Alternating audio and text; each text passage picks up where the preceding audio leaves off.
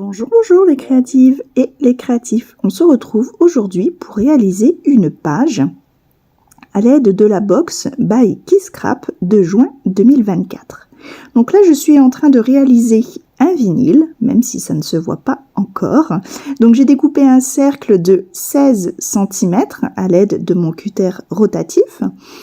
Là, dans le cardstock blanc que nous avons dans la boîte, enfin blanc, un petit peu crème, j'ai découpé donc à l'aide d'un die de 6 cm un rond que j'ai donc ancré tout pour tour avec ma Distress Vintage.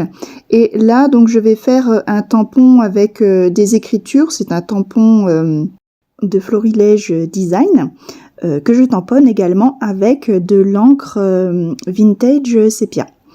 Là j'ai découpé donc le plus petit des ronds que j'avais. Il doit faire même pas 2 cm, que je place, donc je colle au milieu et je vais coller donc le tout au milieu de mon vinyle. Une fois le tout collé avec ma crocodile, je vais donc faire un trou au milieu du vinyle, donc voilà. On obtient un vrai vinyle, enfin un vrai, qui ressemble fortement à un vrai vinyle.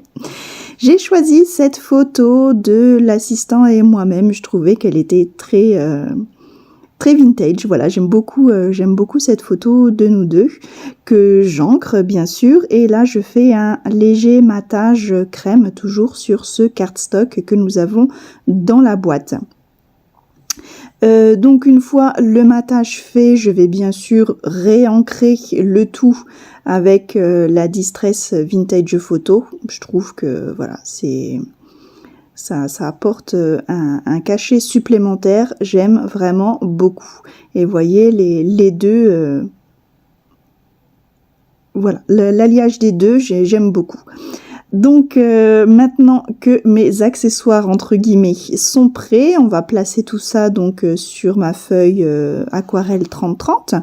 Au crayon de papier, juste en dessous, je prends les marques du positionnement en fait de ce combo, puisque je vais faire donc le fond, et je vais m'aider voilà avec ce petit tracé de crayon de papier, puisque donc j'ai pas besoin de faire mon fond vraiment sur toute la page. Voilà, mon point de départ va être ce tracé que j'ai fait. Donc là, j'y verse volontairement du café. Oui, oui, vous avez bien entendu, j'ai renversé mon café sur ma feuille aquarelle. Et là, avec le heat gun, donc je viens faire deux jolies flaques. Je pousse voilà mon café, j'éponge un petit peu voilà le café qui est en trop, et en séchant et en poussant, vous voyez, ça fait des auréoles et ça part un petit peu dans tous les sens. Ça donne quelque chose d'aléatoire et ça donne des traces plutôt sympas. Donc voilà, j'hésite pas à pousser avec le souffle du heat gun vraiment un petit peu dans tous les sens, et d'éponger voilà vraiment le gros surplus qui aura du mal à sécher. Mais voilà, ça peut donner un fond vintage plutôt sympathique. Donc là, je rajoute, vous voyez, un petit peu dans le coin, voilà, pour faire un petit rappel. Et en séchant, tout simplement, voilà, on peut rajouter plusieurs couches. Vous voyez, là, j'en remets, et comme ça fait des auréoles en plus. Ça fait un autre, voilà, un petit style. J'aime beaucoup cette technique. Je l'utilise assez régulièrement. Voilà, donc j'oublie pas de bien essuyer également en dessous. Et là, on va passer maintenant au pochoir. Donc au pochoir brique avec de la pâte à structure. Donc là, je réfléchis 2 secondes et je me dis, allez, on y va sur le côté. On va tracer donc sur tout le côté gauche, et donc voilà, à l'aide du tracé, forcément, je vais pas en mettre en dessous du vinyle, ce serait gâcher la pâte à structure pour rien. Donc j'y vais pleinement au-dessus, et sur le côté, eh bien, je vais le long de mon tracé. Pas besoin d'aller plus loin. Je racle bien la matière pour que ce soit le plus homogène possible et que tout soit bien égalisé. Donc là, j'ai mon premier, on va dire mon premier pochoir de fait. Voilà, je suis plutôt satisfaite et on va faire un rappel donc de l'autre côté. Voilà, je le fais un petit peu plus petit et en décalé. C'est voilà, juste pour faire un rappel. Donc pareil, voilà, je tiens bien mon pochoir pour pas que ça bouge et j'y place la matière et je le place voilà en fonction toujours de mon tracé que j'ai fait à la base. Puisque là donc on est sur l'emplacement photo, donc il n'y a pas besoin qu'il y ait de la pâte à structure juste en dessous. Donc on peut découvrir maintenant, donc là voilà je termine de bien racler, on peut découvrir tout cela et après le faire sécher. Donc déjà en attendant je vais bien sûr tout de suite nettoyer mes outils et à l'aide du heat gun, je fais sécher tout ça avant de passer à la colorisation. Donc là, je vais utiliser de l'aquarelle jaune, de l'aquarelle liquide. Donc là, j'en verse quelques gouttes. Et avec un pulvérisateur d'eau, je viens faire réagir cette aquarelle pour révéler donc le jaune et colorer donc mes briques en jaune assez peps quand même. Donc après là on peut jauger la teinte. Donc plus je veux que ce soit foncé, plus je vais mettre de l'aquarelle et plus je veux que ce soit clair, plus je vais diluer. Donc pour moi voilà j'ai assez dilué et là je viens même éponger un petit peu les briques pour qu'on puisse les voir ressortir en blanc parce que je vais mettre voilà je voulais mettre une autre couleur par-dessus. Je n'hésite pas à sécher aussi le dos pour éviter que le papier gondole. Toujours, hein, quand on utilise du papier aquarelle, enfin même multimédia, voilà, dès qu'on utilise de l'eau comme ça, bien sécher également le dos.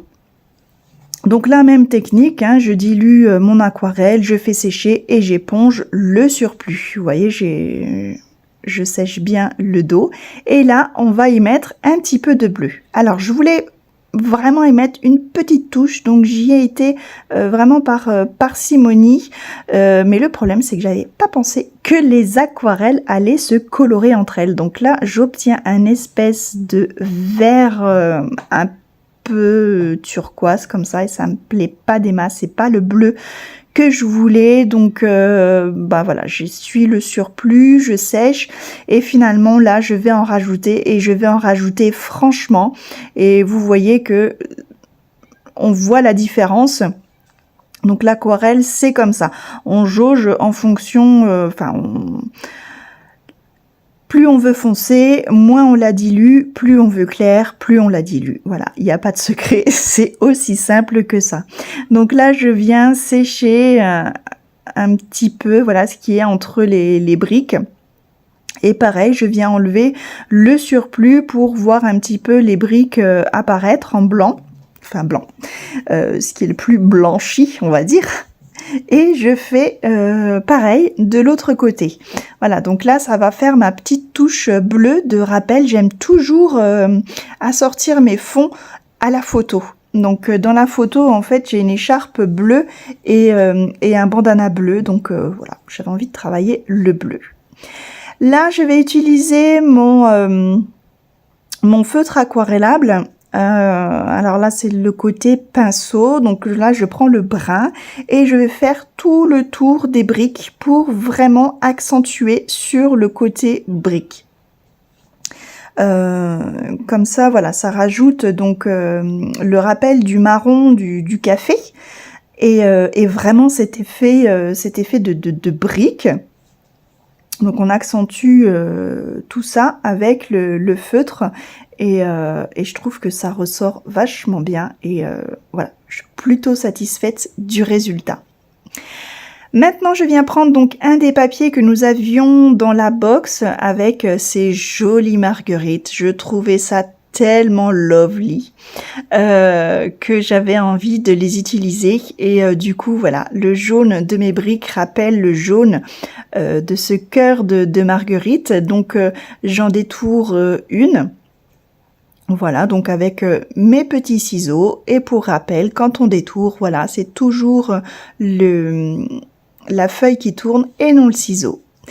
Donc hors caméra, je suis venue en détourer plusieurs forcément, et on va les mettre donc tout autour de nos deux motifs principaux, donc le vinyle et la photo. Voilà, donc comme les fleurs sont plus ou moins, voilà, donc des fois il y a des formes un petit peu plus rondes que d'autres. Voilà, donc je les éparpille un petit peu partout et de façon quand même pas aléatoire, mais de façon proportionnelle. Alors pour les coller, j'en colle déjà à la photo. Et vous allez voir que la photo, je vais la surélever avec un carton et que j'en colle tout simplement avec du double face. Et voilà, je colle le tout. C'est beaucoup plus simple. Je colle donc mes dernières marguerites et on va bientôt arriver à la petite touche finale. Là, je ressors un autre pochoir. C'est un pochoir de Ciao Bella, si je ne me trompe pas. Le pochoir Love que j'adore. Donc là, j'enlève une marguerite qui me gêne pour écrire le Love. Je la recollerai après. Donc là, je viens l'ancrer avec ma Distress Vintage Photo. Donc j'utilise la mousse. Hein. J'ai essayé la brosse, mais voilà, pour les pochoirs, rien de tel que la mousse. On fait une pression en tournant légèrement et voilà, ça marche tout de suite mieux. Donc là, j'ancre le Love avec donc le vintage et je décale légèrement et je viens réancrer le tout, donc le Love et les arabesques autour avec mon bleu Enchanted Marinaire qui ressemble vraiment voilà au bleu que j'ai utilisé pour les briques et le bleu de mon écharpe. Voilà, j'adore toujours, comme je vous ai dit, donc associer les couleurs de mes photos avec le fond. Tout va de pair. Voilà, donc j'y mets les petits arabesques, hein, ça remplit, on va dire, les vides et ça apporte en même temps une légèreté. C'est bizarre, mais voilà.